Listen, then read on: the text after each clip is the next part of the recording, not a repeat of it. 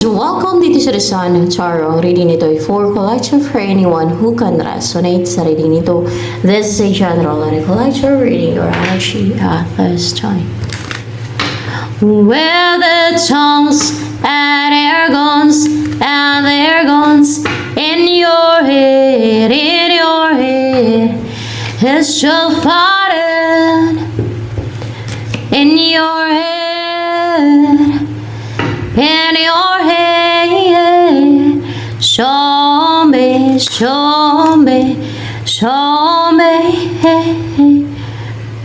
nagtagumpay na mula ng mga blocks. It's a sign of victory. Na wala na yung mga blocks, mahadlang, harang, wala na makapanghadlang sa iyo, sa path mo, sa may pursue mo, sa mga umpisahan mo, sa mga goals mo. Nawala na talaga maharang, guys. Makita niyo. Sa Five of Swords in the Ace of Swords dito, in reverse, ito upright. Yung mga wishes ng mga tao, yung mga gustong-gusto nilang mangyari, hindi na-grant. Hindi na nakapang-atake, hindi na nakapang-block, no? Hindi na nakapang-harang. Parang na-vanished. Na-vanish ba ang tamang word doon? Tamang term. Na-vanish nga. May wishes, mga wishes nila, mga gustong-gusto nilang mangyari. Siguro may ginagawa din yan sila, no? Maliban sa pang-iil wish, meron din yan silang ginagawa. Ay, na-vanish. Yan. Hindi na din na-unite sa iyo yung mga ginagawa nila na schemes and deceit at yung mga hindi na humaharang sa iyo sa daanan mo, sa path mo, o kung sa isipan mo yan na nagbablock sa isipan mo kasi clear yung isipan mo, intellectual, logical ka din, no? Sharp and clear, hindi na nagbablock din sa isipan mo, pati yung mga wini-wish nila na block sa isipan mo, mag-block yung isip mo, magpa-clouded sa judgment mo. Hindi na nakapang-block o nakapagpa-clouded. Na-vanish ka. Three of Pentacles. Sharp and may focus ka mag-isip sa kung ano ginagawa mo. Talagang makapag-isip ka na ng accurate. Yan. Wala na kasing blockage pati sa isipan mo. May focus ka na, may flexible na yung mind mo din, no? And then, ma-recognize ka na yan. Nag-umpisa na ma-recognize ka. Nag-umpisa na ma-recognize ka. Kung ano man yung talento mo, skill, o kung saan ka magaling, ayan. And, may King of Wands dito. Nagiging, ka na din, nagiging passionate, parang nagiging, confident, no? Hindi ka na nagiging mahiyain, no? At nagiging goal-driven ka na din. At nagiging brave, courageous, yan, passionate, sabi ko na? Achiever, a leader type, yan, naging ganyan yung energy mo. Isisiguro nang maging ganyan, ayan.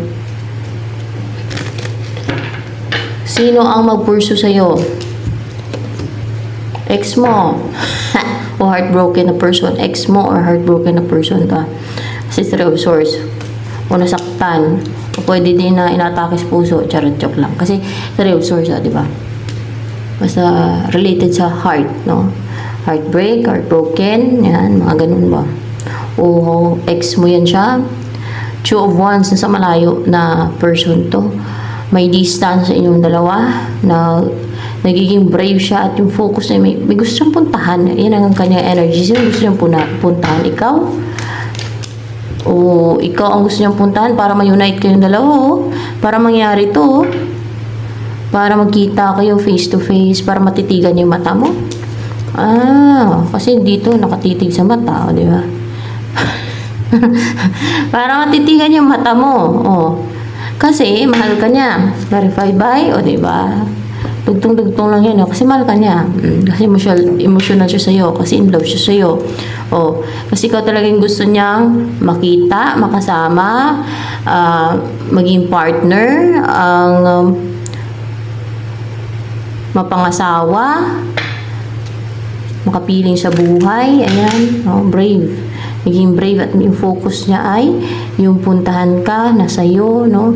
Napuntahan ka para ma-unite kayo.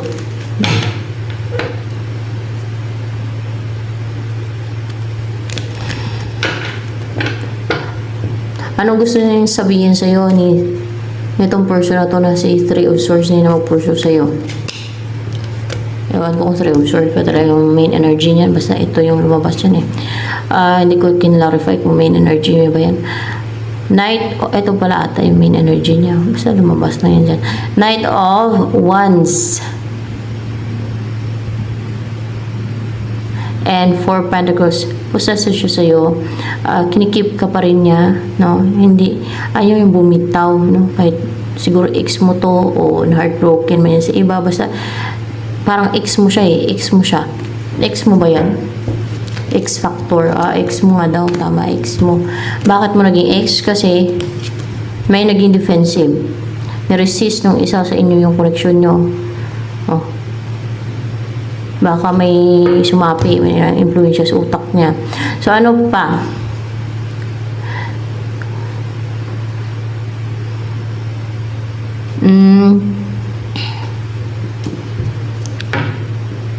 Gusto ka niyang puntahan, naging brave siya, naging matapang, naging aggressive na puntahan ka.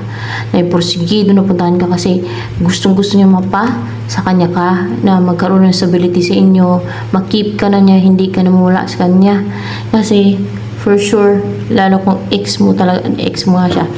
Dahil ex mo siya, at napamahalin na sa'yo, na-in-love yun sa'yo, kaya nakita niya na yung halaga mo, na nagkaroon ka na ng importansya sa kanya, naging mataas na yung value mo sa kanya, ayan, kaya gusto kanya i-pursue at minahal ka na niya.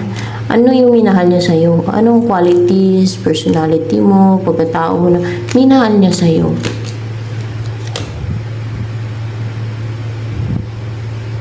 Upright ba to? May upright talaga oh. Ito yung minahal niya sa'yo. Yung parang gulo-gulo yung utak mo minsan. Baka sinapian. Ganito. Na parang kang, lutang, ganyan yung epekto niyan. Na parang may nanggugulo sa isipan mo. Ito yung minahal niya sa'yo.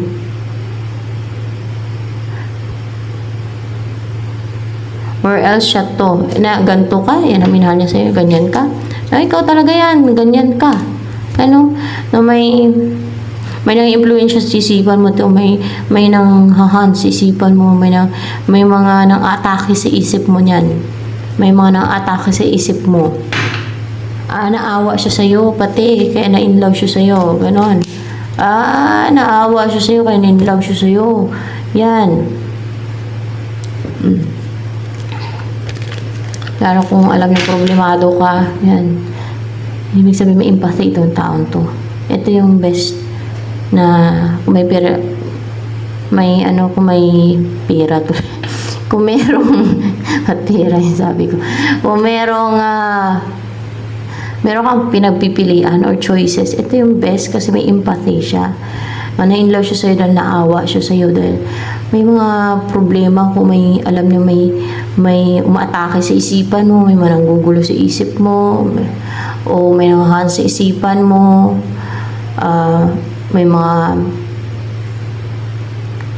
may gustong pabaliwin ka, pwede din, o may nangahan sa isipan mo, yun talaga eh. So yan. Ano pa? Personality mo, pagkatao mo, na minahal niya sa'yo nitong person na to, na si Three of Swords. Ex mo daw yan eh. Kasi risk taker ka, passionate ka, courageous, so blue, orange, diba? Kaya dyan ako kumukuha lang. And then, you're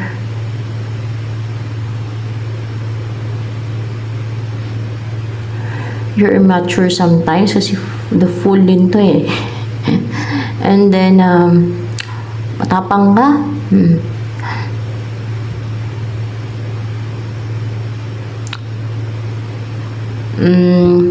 Nagtitake ka ng a leap of faith. Ayan, yun ang gustuhan, yun ang kinainlaban niya sa'yo. Ano ba nagustuhan niya sa'yo? Siya lang. Ito, ano pa nagustuhan niya sa'yo? Kasi, klaro yung isipan mo, mabilis ka mag-isip, madali mo ma-determine kung ano yung tama sa mali, yan, no? Kung ano yung, kung sino ang evil, kung sino ang good. Madami kasi nalilinlang ng mga evil na kaya nila kasi mag-pretend ng mga evil na yan. Mahilig yan sila mag-pretend na sila yung biktima, sila kawawa.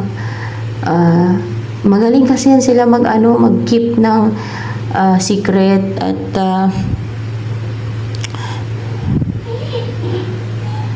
hinokontrol nila emotion nila. Lalo yung mga psychopath, guys.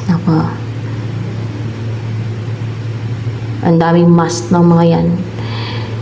Hindi basta-basta mahuli yung mga yan, hindi basta-basta ma-detect yung mga yan eh. Kasi naglalagay nga sila ng mask. Only expert can detect them.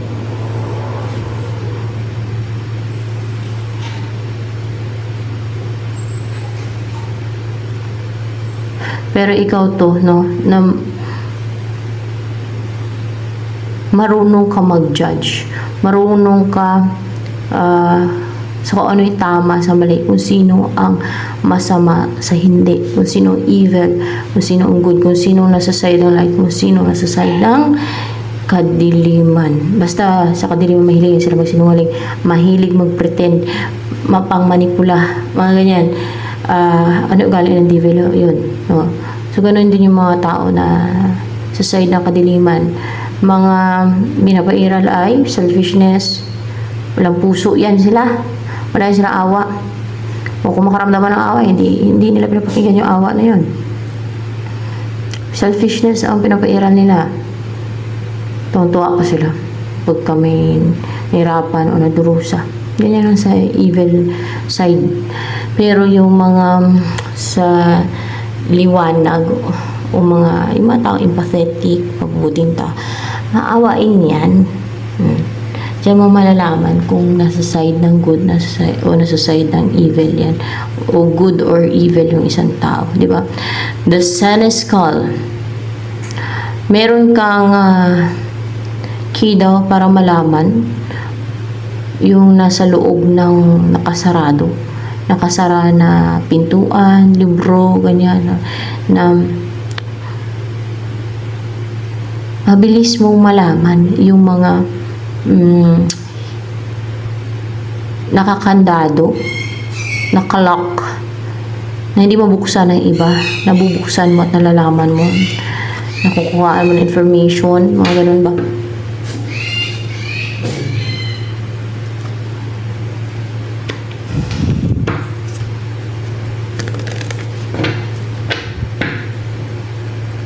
Bakit na in love sa'yo ano ba yung energy nito? Si Three of Swords na yan. Bakit na in love sa'yo? Maliban sa dahil nagkaroon na siya ng freedom. Na-set free na siya.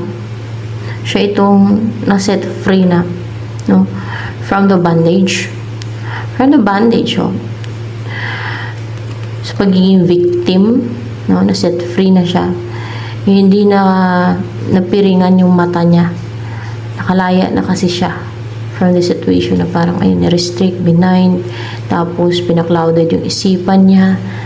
Kaya yun na-realize yung worth mo, yung halaga mo na mahal ka pala niya, ikaw pala yung totoong mahal niya, ikaw pala yung the one, mga ganun ba.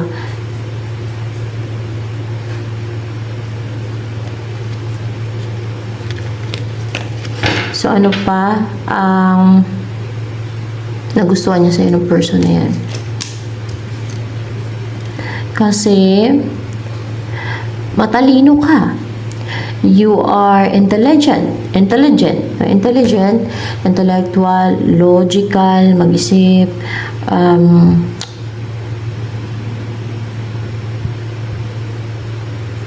aware ka na sa mga schemes and deceit and tricks ng iba. Pag maganto, kaya nga intelligent, no? strong yung mind mo, sharp yung isipan mo,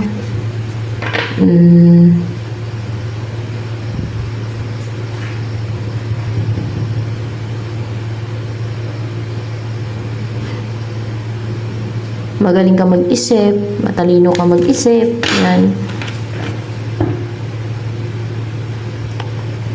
Ano pa ang gustong sabihin sa'yo ni Three of Swords na to? Upright ba to? Ace of Pentacles. And reverse. What's with the Ace of Pentacles dito? So, gustong sabihin sa'yo ni Three of Swords.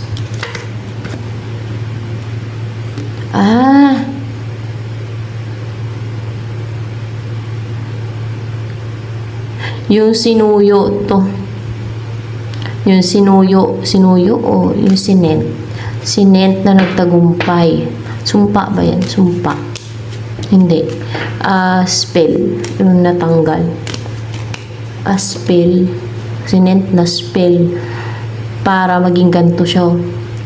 Maging matamlay, malungkutin, na uncontented sa buhay, ganyan, na tanggapin na lang na ganyan yung situation ninyo, na hindi kayo nagkatuluyan, mga ganun ba, no? Na hindi na siya kikilos, kundi magmukmuk na lang, mga ganun ba? Hindi na siya maging hopeful pa, mga ganun ba? Instead, maging emotional lang siya, na tanggapin niya lang, na ganun na lang, no? Ang situation at hindi siya gagawa ng paraan para magkaayos kayo, ganung spell ba? O kung ano pa yung mga spell na sinend sa kanya. Natanggal daw, no? O, nagtagumpay na i-send sa kanya, pero natanggal. Ayan, natanggal. Yung spell na yun. So, ano pa? Ang nais iparating sa'yo ni Three of Swords na yan na person mo. Na importante. Ay, Ten of Pentacles. Gusto niyang bumuo ng family with you. Gusto niyo magkaanak kayo, mag-alaga kayo ng aso, titira kayo sa malaking bahay, marami yung pera nyo, kumpleto yung buhay ninyo, at sweet kayo sa isa't isa, yan, at mamuhay kayo ng masaya, fulfilled, satisfied, lahat na kaya kumpleto. So, ano pa ang gusto sabihin sa'yo ni Three of Swords na person mo? Five of Wands. What's with the Five of Wands here?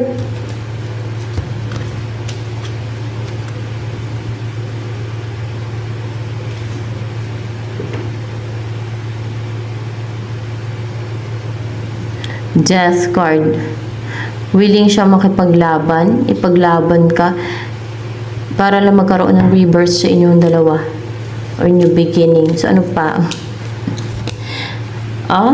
Gagawin niya ang lahat, no?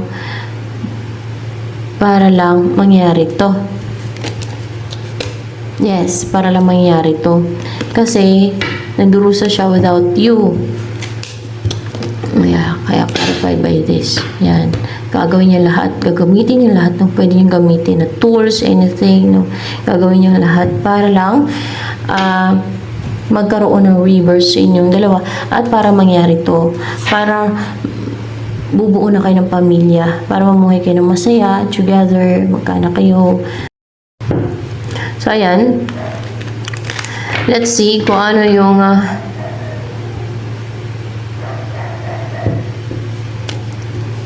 next move ng person mo na si Three of Swords niyan towards you. Ano kaya ito? Sas, guys. Maganda. King of Cups. Maging, maging understanding, loving, caring towards you, maging affectionate. Pagmahal na iparamdam niya sa'yo, yung pagmamahal niya, hindi siya maging cold. Instead, maging understanding, loving, affectionate, caring, maging malambot yung puso niya sa'yo, maging maintindihin, unawain. Ano ang next na mangyari sa inyo niyan? Possible na mangyari sa inyo.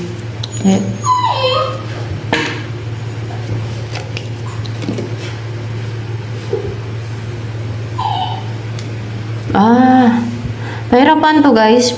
Kahit na mahirapan sa person mo, o ikaw man, kayong dalawa na you will be together na parang may mga magsisend sa inyo ng baggage ba, no? Pero, mangyayari, you will be together. Kahit na mabagal to mabagal, o. Yung pagdating ni person mo, o yung pagdating na person mo, yung mag-succeed, yung magsama na kayo. Mabagal.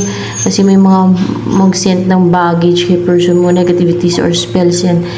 Mga spells. Negativities na iba. Spells na iba. May mamataka ng spells. Napaka-fearless sila. Bakit ganyan? Nandito tayo sa mundong to. May mga evil kasi dito mga tao. Yan. Pero they will end up in, alam niyo na, sa impyerno. Pag mga ganyan. Kasi gusto lang mangontrol, manghalit, mangharm. Bakit nila atakin si personal spell? Para hindi makapag-take na action sa'yo. Para hindi makapag-take na action sa'yo. Para